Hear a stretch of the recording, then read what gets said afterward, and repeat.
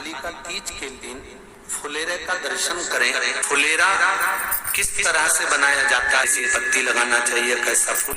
हमको ये प्रश्न कल यहाँ से जाने के बाद आ चुका था सीहोर के ऑफिस में, और उसके बाद हमने पंडितों को कहा था कि एक फुलेरा तैयार कर रखे और उस फुलेरे का दर्शन सभी को लाइव कराएं, जिससे घर पर या मंदिर में आप शिव जी की जब आराधना करें तो उसके ऊपर फुलेरा बंधा होना चाहिए। जैसे ये शिवलिंग आपने बनाया बालू रेत का, मिट्टी का, जो शिवलिंग का निर्माण करा है, उस शिवलिंग का निर्माण करने के बाद में आपके मध्य में जब आप शिवलिंग बनाते हो घर के अंदर हॉल में या मंदिर में, तो ऊपर कोई कुंडी वगैरह लगी हो, पंखा लगा हो, उस पे से रस्सी बांध कर लेकर आकर इस फुलेरे को इस तरह से शिव जी के ऊपर लटकाया जाता है। इसको फुलेरा कहते हैं। ये भगवान शंकर का अखंड सौभाग्य देने का फुलेरा होता है, जिसको माता पार्वती जी, उमा, कात्यायनी देवियों ने इसका स्मरण किया। एक गोल होता है, ये भी गोल, चौकोर, तिरछा, जिस तरह से भी बनाना हो, पर शिव जी के ऊपर नीचे शंकर भगवान होते हैं। ये थोड़ा ऊंचा, जिससे पूजन भी आराम से हो जाए, इसको ऊंचाई की ओर लगाया जाता है, जिससे भगवान जैसे अपन जलाधारी लगाते हैं उसी तरह से इस फुलेरे को लगाया जाता है। तो इस फुलेरे में कहीं ना कहीं पत्तियों को भी लगाना चाहिए। माला के साथ में कोई आम की पत्ती हुई, अशोक की पत्तियां हुई, उसका भी स्मरण इसमें आता है। महाराज उसका भी स्मरण, जैसे भगवान देवाधिदेव महादेव का शिवलिंग का जब दर्शन हो गए सबको फुलेरा का, अरे जम के तो बोलो, हो गए ना। और जितने लोग आस्था पर सुन रहे हैं, जितने लोग फेसबुक यूट्यूब पर सुन रहे हैं, अगर आपके स्मरण में फुलेरा नहीं हो तो उसका दर्शन अवश्य करिएगा। शिव मंदिर में अगर जलाधारी भी लगी हुई है तो जलाधारी से फूल बांधकर नीचे की ओर लटकाना चाहिए, पर लटकाना चाहिए, फुलेरा बनाना चाहिए।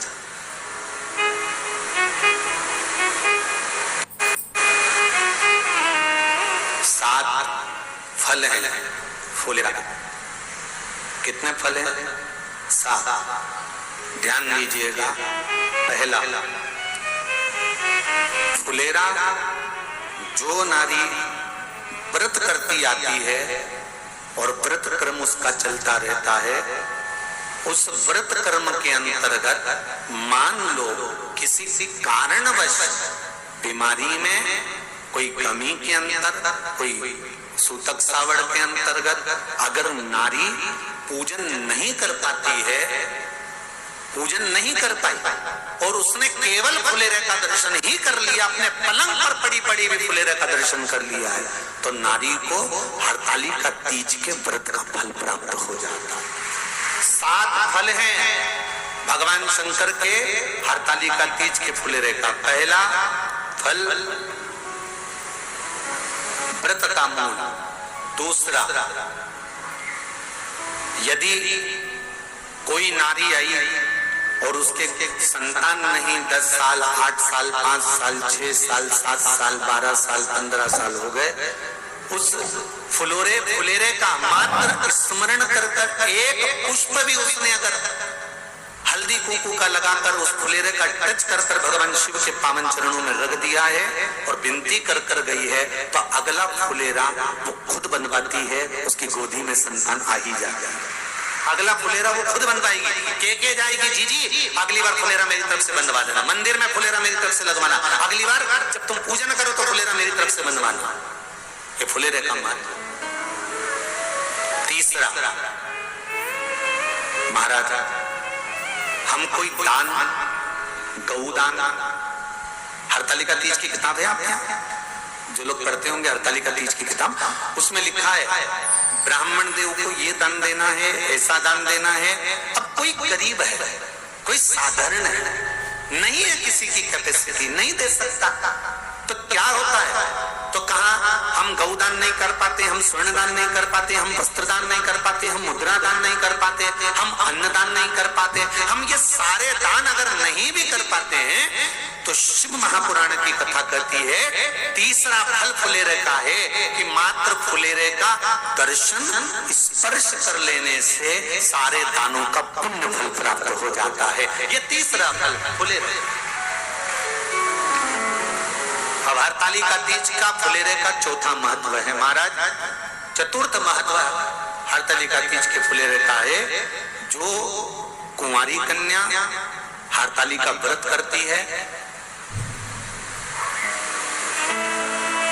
पहली बार जो हरतालिका तीज का व्रत करती हैं या हरतालिका तीज का उद्यापन कर देती हैं या किसी कारणवश शरीर ऐसा नहीं रहा कि बिना पानी के नहीं रह सकती तो 2 बूंद अगर उन्होंने पानी भी पी लिया है या कोई कारणवश एक कुछ गलती हो भी गई है तो मात्र फुलेरे का दर्शन कर लेने से वो गलती शंकर स्वीकार कर उसको क्षमा कर देते हैं। ये चतुर्थ भाव के अंतर।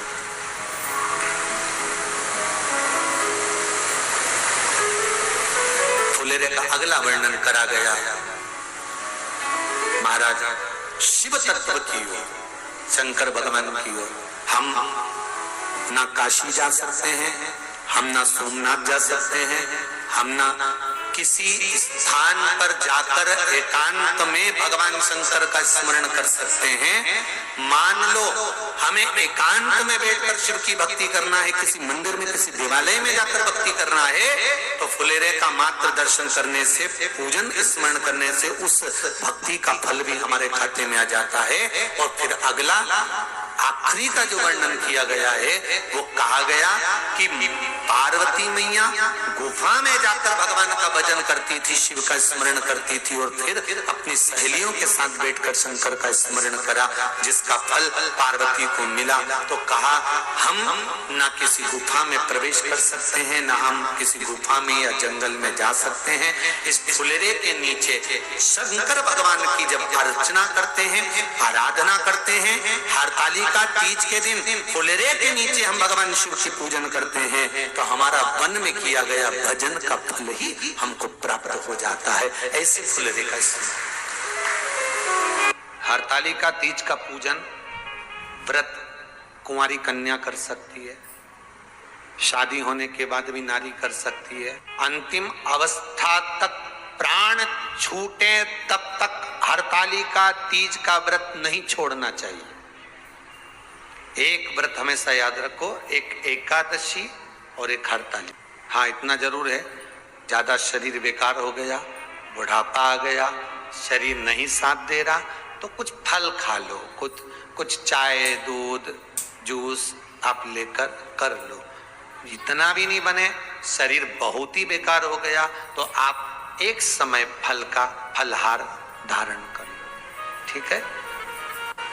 पर हरतालिका व्रत करने वाली माताएं भले उद्यापन कर दे तो उस व्रत को थोड़ा हल्का कर लो। उद्यापन करा मतलब तुमने व्रत को हल्का कर लिया, थोड़ा हल्का कर सकते। हरतालिका तीज का जो व्रत का उद्यापन करते हैं उसमें 5 चीज रखते हैं ना, 5 कपड़े स्त्री के, 5 कपड़े पुरुष के, 5 तरह का अनाज, 5 तरह का फलहार, 5 तरह का फल।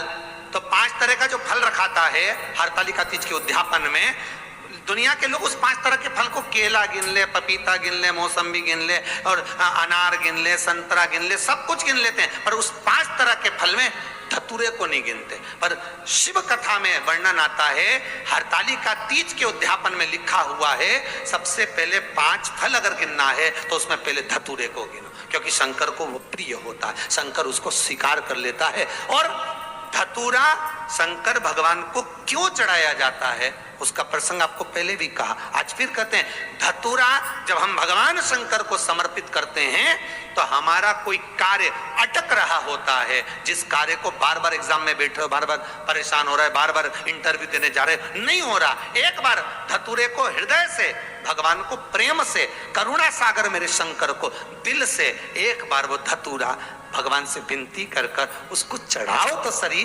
भगवान तुम्हारा कार्य सफल कर देगा, पर दिल से चढ़ाना। हृदय कालिका तीज की पूजन करने वाले को चाहिए कि बालू का, मिट्टी का शिवलिंग बनाना चाहिए। फुलेरा जो बनाया गया है ऊपर शंकर जी के ऊपर लटकाने के लिए, टांगने के लिए, उसके नीचे शिव, पार्वती, गणेश जी की सुंदर बालू की मूर्ति बना लेना चाहिए। पार्थिव लिंग का निर्माण कर लेना चाहिए। शिव की आराधना करना चाहिए। जो फल आपके पास में हो शंकर को समर्पित करना चाहिए, पूजन करना चाहिए, आराधना करो। सबसे पहली पूजन हरतालिका तीज की प्रदोष काल के अंतर्गत हो जाना चाहिए। शाम के समय पर प्रयास करा करो प्रदोष काल के समय पर पहली पूजन हो जाए तो ज्यादा अच्छा है। पर लोगों की आदत रहती है कि 8 बजे तक, 8:30 बजे तक, 9 बजे तक पहली पूजन करें, फिर दूसरी आराम से, फिर तीसरी, फिर आराम से, फिर चौथी। तो ऐसा सब अपने अपने हिसाब से। पर शास्त्र रीति कहती है कि प्रदोष का जो समय होता है, प्रदोष काल जो होता है, शाम का जो समय होता है, उस समय पर हरतालिका तीज की पहली पूजन हो, जिससे आपका स्मरण चित्त शंकर भगवान में उस घड़ी, उस पल, उस क्षण में आप शिव के हो जाएं और शंकर आपका हो जाए। हाँ, अगर किसी के आने में देरी हो, कोई आ नहीं पा रहा है, बहुत देरी हो रही हो, तो हरतालिका पूजन व्रत वर्णन करता है कि शिवलिंग का निर्माण, पार्वती जी की मूर्ति का निर्माण, गणेश जी का निर्माण और फुलेरा जो बनाया हुआ है, ये प्रदोष काल के पहले बंद कर तैयार हो जाना चाहिए। प्रदोष काल के अंतर्गत फुलेरा नहीं बनना, फुलेरा पहले बन जाना चाहिए। और बहुत विशेष बात ध्यान रखिए हरतालिका तीज की, कि शंकर जी का जो अपने स्वरूप बनाया है, पाटे में, थाली में, चौकी पर, चौरंग पर जो स्वरूप बनाया है, वो पहले नहीं रखना है। पहले क्या बांधना है? फुलेरा। पहले फुलेरा बांधिए, उसके बाद उसके नीचे शंकर जी को रखिए। कई अब जो हरतालिका तीज का पूजन करते हैं तो उनके लिए हो गया, अब दूसरे के लिए भी सुन ले। जो नारी हरतालिका तीज का पूजन नहीं करती, व्रत नहीं करती, साधना नहीं करती, उसके लिए भी कहा गया कि आप अगर ये व्रत नहीं करते हो तो एक कार्य जरूर करना, कहीं पर फुलेरा बंधा हो, हरतालिका की पूजन हो रही हो, 5 मिनट 10 मिनट निकालकर अपने आसपास के किसी पौधे में से पत्तियां लेकर या पुष्प लेकर, 5 वृक्ष की पत्ती या 5 वृक्ष के पुष्प लेकर शंकर भगवान को जब पूजन हो रही हो, 5 मिनट माताएं जब पूजन कर रही हो, तब आप भी उस पुष्प को, उस पत्तियों को शंकर को समर्पित कर सकते हो। ये नहीं चढ़ा सकते तो 5 फल नहीं चढ़ा सकते तो 5 कुछ भी पुष्प आदि का आप शिव को समर्पित कर। पर क्यों चढ़ाया जाता है, किस लिए चढ़ाना चाहिए? तो कहा कन्या स्त्री अगर मान लो हरतालिका का व्रत नहीं करती, पूजन नहीं करती, आराधना नहीं करती, तो वो कन्या, वो नारी, वो स्त्री, वो पुरुष कार्य तो बहुत करेगा, दुकान भी 4 चलाएगा, व्यापार भी बढ़ाएगा, पर संपदा को जोड़ नहीं पाएगा। 1 रुपए कमाएगा, 1.25 रुपए खर्च वाला काम चलेगा। हस्त नक्षत्र में जो तृतीया पड़ती है, हस्त नक्षत्र के अंतर्गत जो तृतीया का महत्व कहा गया है, वो संपदा को बढ़ाती है, मनोकामना को पूर्ण करती है। इस नक्षत्र के अंतर्गत जो तृतीया आती है, वो मनोकामना को पूर्ण कर कर चली जाती है। इसलिए शिव की आराधना के लिए प्रथम मान्य हस्त नक्षत्र में किया गया दान, हस्त नक्षत्र के अंतर्गत तृतीया के दिन किया गया पुण्य, हस्त नक्षत्र में तृतीया के दिन किया गया श्रृंगार, हस्त नक्षत्र में तृतीया के दिन करा गया अपना सुंदर सिंदूरा, भगवान का आनंद, 5 तरह के वस्त्र, 5 तरह के स्त्री के वस्त्र, पुरुष के वस्त्र, 5 तरह का फल, 5 तरह का अनाज, ब्राह्मण को बुलाकर ब्राह्मणी के साथ आप या तो ब्राह्मण से उद्यापन करवाएं, या फिर आप स्वयं भी करते हैं तो शिव को समर्पित करके ब्राह्मण और ब्राह्मणी को भोजन कराकर वो भाग प्रदान करें। यही हरतालिका तीज के उद्यापन का वर्णन आता है। सुंदर भाव से हरतालिका माता आप सभी की मनोकामना पूर्ण करे। हर हर महा